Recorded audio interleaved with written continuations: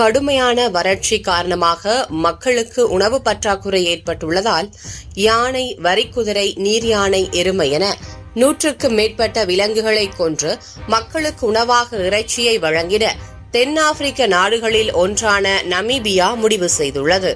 இது உலக நாடுகளை கவலையில் ஆழ்த்தியுள்ளது. தென்னாப்பிரிக்கா முழுவதும் நிலவும் கடும் வறட்சி காரணமாக வரும் நாட்களில் வனவிலங்குகளை மனிதர்கள் வேட்டையாடும் சூழல் ஏற்பட்டுள்ளது. இதனால் ஏற்படும் மோதலால் மனித உயிர்ப்பலி ஏற்படும் என வனத்துறை அச்சத்தில் இருந்தது.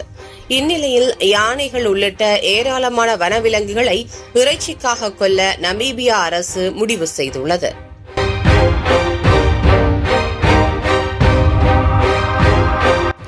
$83 யானைகள், 30 நீர் யானைகள், 60 எருமைகள், 50 கவரிமான்கள், 100 காட்டெருமைகள், 300 வரிக்குதிரைகள் மற்றும் 100 காட்டு ஆடுகள் உட்பட மொத்தம் 700க்கும் அதிகமான வனவிலங்குகளை அழிக்க நமீபியாவின் சுற்றுச்சூழல் அமைச்சகம் முடிவு செய்துள்ளது. வறட்சியின் காரணமாக நமீபியா மக்கள் தொகையில் ஏறக்குறைய பாதி பேருக்கு வரவிருக்கும் மாதங்களில் அதிக உணவு பாதுகாப்பின்மை ஏற்படும் என்று அஞ்சுவதால் அவர்களுக்கு இறைச்சி விநியோகிக்கப்படும்.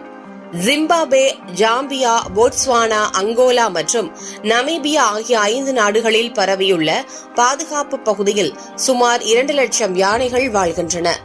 மேலும் மேய்ச்சல் நிலம் மற்றும் நீர் ஆதாரத்தை விட விலங்குகளின் எண்ணிக்கை அதிகமாக இருப்பதாக நமீபிய அரசு தெரிவிக்கின்றது.